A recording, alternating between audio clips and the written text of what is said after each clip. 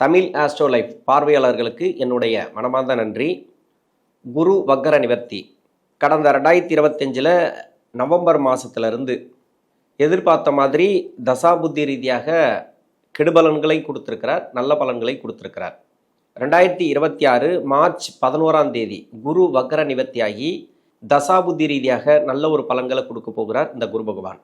உங்களுக்கு என்ன தசை நடக்குது அப்படிங்கிறத கமெண்ட் செக்ஷனில் பதிவு பண்ணுங்கள். விருச்சிக ராசி, அனுச நட்சத்திரம், இது சனி பகவானுடைய நட்சத்திரம். தசா காலங்கள் 19 வருடம். என்னோட கணக்குப்படி நான் சென்ட்ரு பகுதியில் 10 வருடம் நான் எடுத்துக்கிறேன். உங்கள் சுய ஜாதகத்தில் என்ன தசாபுத்தி இருப்பு இருக்கோ அதை நீங்கள் கணக்கில் வச்சுங்க. ஒரு சில பேருக்கு சனி தசையோட இருப்பு பார்த்தீங்கன்னாக்கா 2 வருஷம் இருக்கலாம். ஒரு சில பேருக்கு 6 வருடம் இருக்கலாம். இன்னொன்று 17 வருடம் இருக்கலாம். அது உங்கள் சுய ஜாதக தசாபுத்தி இருப்பை பொறுத்து. என்னென்னா நான் என்ன தசை சொல்கிறேனோ அந்த தசை உங்கள் வயசோட பொருத்தி பார்த்துங்க.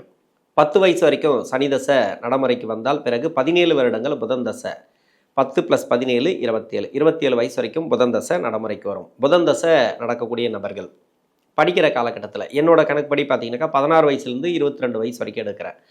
இது புதன் தசையில் தான் இருப்பீங்க. மெயினாக பார்த்தீங்கன்னாக்கா இந்த விருச்சிக ராசியில் அனுச நட்சத்திரக்காரர்களுக்கு படிப்பு ரீதியாக உங்களுக்கு குருவுடைய நகர்வுகள், அதாவது குருவுடைய வக்கர நிவர்த்தி. இப்போ குருவுடைய வக்கர நிவர்த்தி அப்படின்னாவே பெரும்பாலும் குரு 2ஆம் அதிபதினு சொல்லக்கூடியவர், 5ஆம் அதிபதினு சொல்லக்கூடியவர், பூர்வ புண்ணியஸ்தானாதிபதி. இந்த ராசிக்கு நீங்கள் வேறு லக்னமாக இருந்து அந்த லக்னத்துக்கு எந்த பாவத்துக்கு வரார் குரு, அது சம்மந்தப்பட்ட நன்மையும் தீமையும் நடக்கும் இந்த குரு கொடுப்பார், அதாவது வக்கர நிவர்த்திக்கு பிறகு. இன்னொன்று அந்த நட்சத்திரம் பார்த்தீங்கன்னாக்கா அவரோட சொந்த நட்சத்திரத்தில் தான் வக்கர நிவர்த்தியாக வரார்.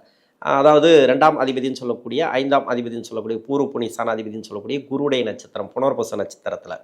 இது மிகப்பெரிய ஒரு வெற்றி வாய்ப்புகளை கொடுக்கும். இது படிப்பு ரீதியாக மட்டும் இல்லாமல் எல்லாருக்குமே எல்லா வயது காலகட்டத்திலையும் உங்களுக்கு தசாபுத்தி ரீதியாக பாதிக்கப்பட்ட நபர்களுக்கு நிறைய தசாபுத்தினாக்கா உங்கள் சுய ஜாதகத்தில் என்ன தசை நடக்குதோ உங்கள் வயசுக்கு அந்த தசை மறைமுக சுப தொடர்பில் இருந்து ஒரு சில பேருக்கு தசை நடத்தலாம். அவயோக கிரகம் கூட ஒரு சில பேருக்கு நன்மை செய்யலாம். யோக கிரகங்கள் கூட கெடுபலன்களை செஞ்சுட்டு வரலாம். அது உங்கள் சுய ஜாதகத்தில் இருந்த இடத்தை பொறுத்து. இது மாதிரி கஷ்டப்படக்கூடிய நபர்களுக்கு சமீப காலமாக ஒரு 3 வருஷமாக குரு 6ஆம் இடத்துல, 7ஆம் இடத்துல, 8ஆம் இடத்துல இருக்கும்போதெல்லாம், இப்போ 8ஆம் இடத்துல தான் இருக்கார். இந்த 3 வருஷமாக நிறைய ப்ராப்ளத்தை கொடுத்துருக்கு இந்த அனுச நட்சத்திரக்காரர்களுக்கு குருவுடைய நகர்வு. இது மொத்தமாக இப்போ நல்ல ஒரு பொசிஷனுக்கு வரப்போகிறார் குரு. 9ஆம் இடத்துக்கு வந்துட்டாலே போதும், சிறப்பு. பாக்கியஸ்தானத்துக்கு வந்துட்டாலே, உச்ச வீட்டுக்கு வந்துட்டாலே நிறைய மாற்றங்கள். அது மட்டும் இல்லாமல் குருவுடைய பார்வையும் உங்கள் ராசிக்கு பதியும். இது சிறப்பு. அதாவது வக்கர நிவர்த்திக்கு பார்வை பதியாது. வக்கர நிவர்த்திக்கு பிறகு அந்த பயிற்சி இருக்குது இல்லையா, அதெல்லாம் உங்களுக்கு இதன் பிறகு அந்த பயிற்சியோட பலன்களை இப்போ கொடுக்க ஆரம்பிச்சிடுவார். ஏன்னா குரு உங்களுக்கு சுப கிரகம், அதாவது இந்த ராசிக்கும் இந்த லக்னத்துக்கும் நன்மை செய்யக்கூடிய கிரகம். அதனால் இப்போ தசாபுத்தி ரீதியாக பார்க்குறோம் அப்படின்னாக்கா படிக்கிற காலகட்டத்தில் ஒரு சில பேருக்கு ஒரு 3 வருஷமாக டிஸ்டர்ப் பண்ணியிருக்கலாம், இல்லை 25ல் ஒரு சில டிஸ்டர்பன்ஸ் இருந்திருக்கலாம். அதாவது படிப்பு ரீதியாக நிறைய கஷ்டத்தை கொடுத்துருக்கலாம். இது சனியுடைய நகர்வுகள். ஏன்னா சனியை நம்ம கணக்கில் வச்சுக்கணும். சனி பகவான் இப்போ ராசிக்கு 7 சனி கிடையாது, அஷ்டம சனி கிடையாது. 7 சனி விடுதலையான பிறகும் நம்ம நினைக்கிறது நடக்க மாட்டேங்குதுலாம் ஒரு சில பேர் சொல்கிறாங்க. அது என்ன அப்படின்னாக்கா அந்த நட்சத்திரம் இப்போ பூரட்டாதி நட்சத்திரத்தில் 2024 எண்டு பகுதியில் போனார். 25 ஃபுல்லாக பூரட்டாதி நட்சத்திரம், மீனராசி, அப்படி இப்படி தான் இருந்தாப்புல. இப்போ அந்த காலகட்டங்களில் அந்த நட்சத்திராதிபதி குரு ராசிக்கு 8ல் மறைவு. இது மாதிரி இருக்கும்போது பொருளாதார ரீதியாக நிறைய பிரச்சனைகளை கொடுத்துருக்கும். இன்னொன்று படிப்பு ரீதியாக நிறைய பேர் பிரச்சனைகளை கொடுத்துருக்கோம். தசாபுத்தி சரியில்லைனாலும் இன்னும் மோசமாக இருப்பீங்க. அது மாதிரி இப்போ படிப்பெல்லாம் உங்களுக்கு சிறப்பாக இருக்கும். படிப்பெல்லாம் நல்ல ஒரு மாற்றங்களை கொடுக்கும். வெளிநாடு சம்மந்தப்பட்ட படிப்புக்கு முயற்சி பண்ணியிருப்பீங்க. இன்னொன்று இங்கே படிக்கிற காலகட்டங்களில் நிறைய டிஸ்டர்பன்ஸ் இருந்துனாக்கா இதெல்லாம் மாறக்கூடிய வாய்ப்பு இருக்குது. என்னோட வயசு படி பார்த்தீங்கன்னாக்கா 16 வயசுலேருந்து ஒரு 20-22 வயசு வரைக்கும் படிக்கிற காலகட்டம். இது புதன் தசை. இந்த தசை பார்த்தீங்கன்னாக்கா அஷ்டமாதிபதி தசை. இது நன்மை செய்யாது தான், இல்லைன்னு சொல்லலை. எல்லாருக்குமே கெடுபலன்களை படிக்கிற காலகட்டத்தில் கொடுத்துறாது. இப்போ வெளிநாடு சம்மந்தப்பட்ட வேலை ட்ரை பண்ணுறீங்கன்னு வச்சிங்களேன், ஒரு சில பேருக்கு 30 வயசு வரைக்கும் 32 வயசு வரைக்கும் கூட புதன் தசை வரலாம். அது மாதிரி வரக்கூடியவர்களுக்கும் புதன் தசை அப்படிங்கிறது ஒரு 20 வயசோட கூட முடியலாம். அது மாதிரி இருக்கக்கூடிய நபர்களுக்கும் இப்போ நல்லாயிருக்கும், வேலை ரீதியாக நல்லாயிருக்கும். நீங்கள் இருக்கிற இடத்த பொறுத்து படிக்கிற காலகட்டத்தில் தான் அது சிறப்பு. வெளிநாடு சம்மந்தப்பட்ட வேலை தேடுறீங்கன்னு வச்சிங்களேன், 20 வயசுக்கு மேலே உங்களுக்கு வெளிநாடு சம்மந்தப்பட்ட வேலை இப்போ கிளியராக கிடைக்கும். இது வரைக்கும் முயற்சி பண்ணியிருப்பீங்க, கிடைக்காம தடையாக இருந்தால் இப்போ கிடைக்கும். இப்போ இல்லைனா வெளியூர் போய் வேலை பார்க்குறது, புதுசாக இப்போ வந்து படிப்பெல்லாம் முடிச்சுட்டு வேலை தேடுறீங்க இல்லையா, ரொம்ப நாளாக வேலை கிடைக்காம இருந்தால் இப்போ வேலை கிடைக்கும். வேலையில் வந்து உயர் பதவி, ப்ரொமோஷன் கிடைக்கிறது, இது எல்லாமே ஒரு நல்ல ஒரு உங்களுக்கு வந்து முன்னுக்கு வர்றதுக்கான வாய்ப்புகள் அதிகமாக இருக்குது. கிட்டத்தட்ட பார்த்தீங்கன்னாக்கா, அதாவது இந்த தசையே நன்மை செய்யாத தசையாக இருந்தாலும் குருவுடைய நகர்வுகள் கடந்த 3 வருஷமாக அவங்களுக்கு நிறைய ப்ராப்ளத்தை கொடுத்துருக்கலாம். ஒரு சில பேருக்கு நல்லா இருக்குது அப்படின்னாக்கா தசை நல்லா இருக்கும்.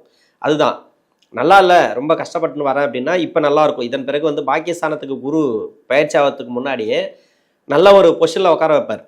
வேலை ரீதியாக தொழில் செய்யக்கூடிய நபர்கள் சொல்லவே தேவையில்லை. அஷ்டமாதிபதி தசையாக இருந்தாலும் பின்னாடி வரக்கூடிய 7 வருஷத்தில் இருந்தீங்கன்னு வச்சுக்கலாம், அதாவது புதன் தசை செவ்வாய் புத்தி அதில் இருந்து 7 வருஷத்தில் இருந்தீங்கன்னா இதே லக்னம் வந்தீங்கன்னாக்கா பரவாயில்ல. அந்த பின்னாடி இந்த அஷ்டமாதிபதி தசையிலையும் அதுவும் வந்து உங்களுக்கு நல்ல ஒரு மாற்றத்தை கொடுக்கும். அதாவது தசாபுதியால் பாதிக்கப்பட்டவர்களுக்கு சிறப்பு அப்படின்னு எடுத்துக்கலாம். வேற லக்னம், அதாவது செவ்வாய்க்கு பகை கிரக லக்னமாக வந்தீங்கன்னாக்கா அது வந்து கொஞ்சம் கஷ்டத்தை கொடுக்கும். ஏன்னா அந்த பின்னாடி இருக்கக்கூடிய 7 வருஷத்தை நம்பக்கூடாது.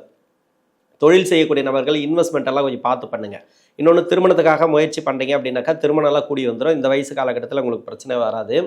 27 வயசுலேருந்து 34 வயசு வரைக்கும் கேது தசை. கேது உங்கள் சுய ஜாதகத்தை பொறுத்து அந்த கேது பகவானுக்கு மட்டும் நிறைய டீட்டெயில் எடுக்கணும். அதாவது நிறைய விதிவிலக்கு உண்டு ராகுக்கும் கேதுவுக்கும்.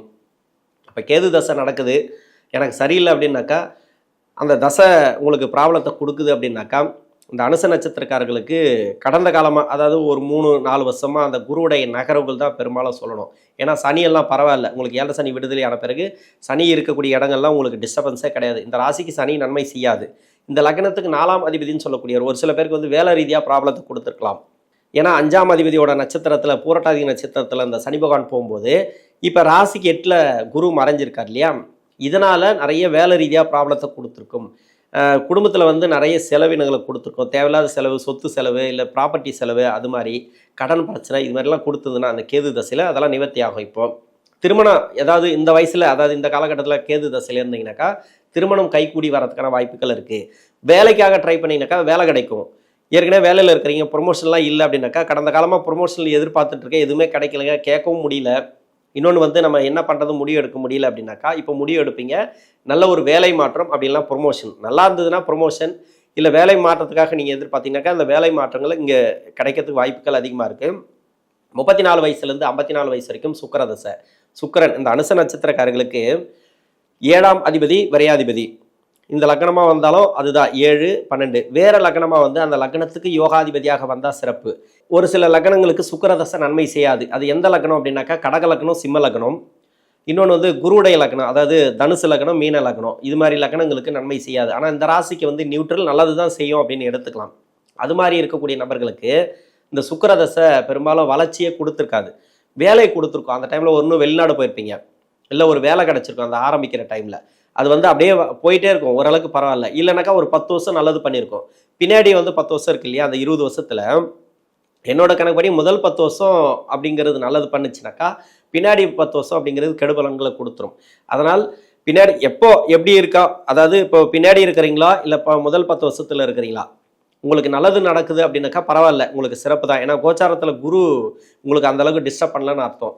ஆனால் உங்களுக்கு வந்து கெடுபலன்கள் கொடுக்குது, அதாவது வேலை கொடுத்துச்சிங்க, எனக்கு வளர்ச்சி கொடுக்கல, தொழில் கொடுத்தது ஆனால் கடனும் கொடுத்தது, ஆனால் பரவாயில்ல எப்படியோ போயிட்டுருங்க, நல்லபடியாக போயிட்டுருக்கு, ஆனால் பெருசாக வளர்ச்சி இல்லை அப்படின்னாக்கா, இந்த குருவுடைய வக்கர நிவர்த்திக்கு பிறகு இந்த சுக்கிர தசை அப்படிங்கிறது நல்லாயிருக்கும்.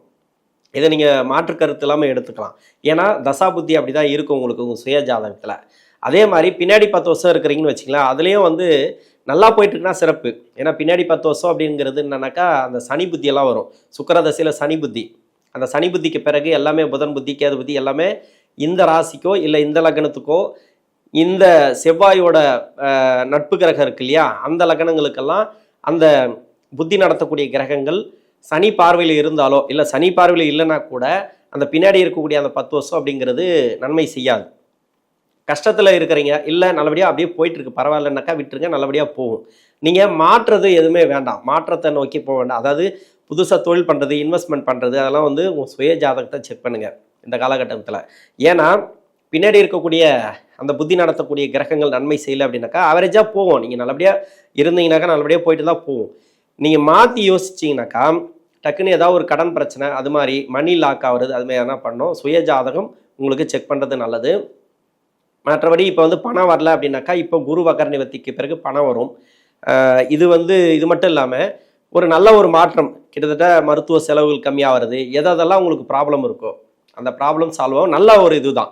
எப்படியும் கஷ்டப்படுறீங்கன்னா இப்போ நல்லா இருப்பீங்க, நல்லா இருக்கு அப்படின்னா இன்னும் நல்லா இருப்பீங்க, அவ்வளோதான். இப்படிதான் எடுத்துக்கணும். ஏன்னா ஒவ்வொருத்தரும் ஒவ்வொரு ப்ராப்ளத்தில் இருப்பாங்க, ஒவ்வொருத்தரும் ஒவ்வொரு எதிர்பார்ப்புகள் இருக்கும்.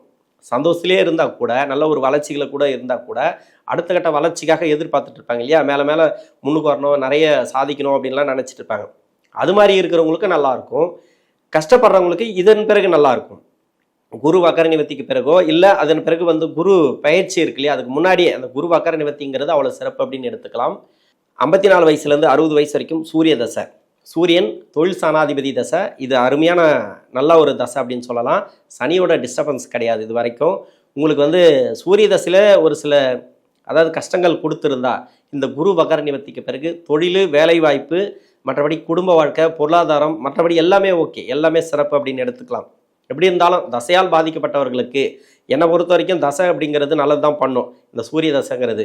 ஏன்னா கோச்சாரத்தில் ஒரு 3 வருஷமாக குரு சரியில்லைன்றதுனால பொருளாதார ரீதியாக பாதிச்சிருக்கலாம். இப்போ பொருளாதார முன்னேற்றங்கள் உண்டு, அதாவது சேமிப்பு, அது மாதிரி வீடு கட்டுறது, சுப விசேஷம் நடக்கிறது, இது மாதிரி நிறைய மாற்றங்களை கொடுக்கும்.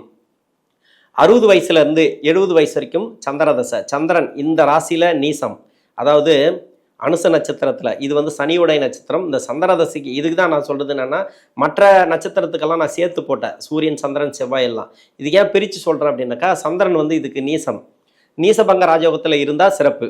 இந்த வீடு கொடுத்த கிரகம் கூடவே இருந்தாலோ, இல்லை ஆட்சி உச்சத்தில் இருந்தாலோ, இல்லை அவரோட வீட்டில் இவரோட வீட்டில் அவர் பரிவர்த்தனையில் இருந்தாலோ சிறப்பு. இது மாதிரி இருக்கிறவங்களுக்கு ஓரளவுக்கு பரவாயில்ல. ஆனாலும் தொழில் செய்யக்கூடிய நபர்களுக்கு கொஞ்சம் கம்மி தான். ஏன்னா நீசபங்க ராஜயோகத்தில் இருந்தாலும் சரி, அப்படி இல்லை பரிவர்த்தனையில் இருந்தாலும் சரி, வேற கிரகம் பரிவர்த்தனையாக இருந்தாலும் சரி, அதாவது சனியே பரிவர்த்தனையாக இருக்கார் வேற கிரகத்தோட, இல்லை வேற கிரகங்கள் வேற ஒரு கிரகத்தோட பரிவர்த்தனையாக இருக்குது, இது மாதிரி இருந்தால் கூட, ஏன்னா அந்த காரகத்துவம் ஒரு சிலது மாறலாம், அது மாதிரி இருக்கக்கூடிய நபர்களுக்கு கூட கடன் பிரச்சனை இருக்கும். கடன் பிரச்சனை அப்படி இல்லைனாக்கா தொழில் கொஞ்சம் சரியில்லாமல் இருக்கிறது, அது மாதிரி ஒரு சில பேர் நல்லா இருக்கலாம். நல்லா இருக்கிறவங்களுக்கு நல்லா இருக்கும் தசாபுத்தி ரீதியாக. ரொம்ப கஷ்டப்படக்கூடிய நபர்களுக்கு தசாபுத்தி ரீதியாக, ஏன்னா செவ்வாயும் சந்திரனும் பரிவர்த்தனை ஆச்சுன்னா நீச பரிவர்த்தனை அந்த அளவுக்கு நன்மை செய்யுமா அப்படின்னு நம்ம சொல்ல முடியாது.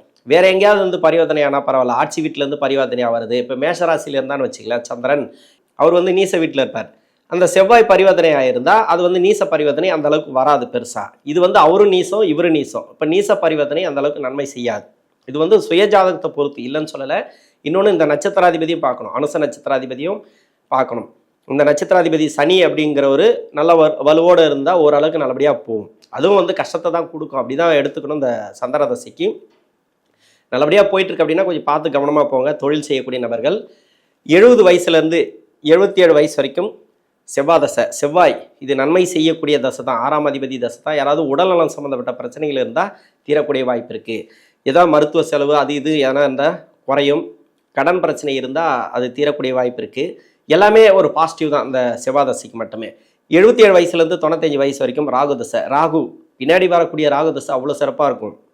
அதாவது 5ஆம் இடத்தோடு சம்மந்தப்பட்டு உட்காரும், 5ஆம் அதிபதியோடு சேர்ந்து உட்காரும், 5ஆம் அதிபதியோட நட்சத்திரத்தில் உட்காரும். இது மாதிரி இருந்துச்சுன்னா இது மாதிரி தான் இருக்கும். மெயினாக பார்த்தீங்கன்னாக்கா பாதி பேருக்கு இப்படி தான் இருக்கும்.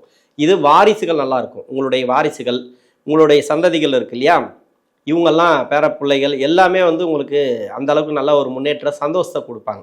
இப்போ சுப விசேஷம்லாம் நிறைய நடக்கும் இந்த குரு வக்கர நிவர்த்திக்கு பிறகு. இப்போ பேர பிள்ளைகளுக்கோ இல்லை பசங்களுக்கோ திருமணம் நடக்காமல் இருந்தால் ஒரு சில பேருக்கு இப்போ திருமணம் கூடி வரும். அதாவது வக்கர நிவர்த்திக்கு பிறகு கடந்த ஒரு 5-6 வருஷமாக நிறைய சுப விசேஷம் நடக்காமல் இருந்தால் நிறைய சுப விசேஷங்களாக பார்ப்பீங்க.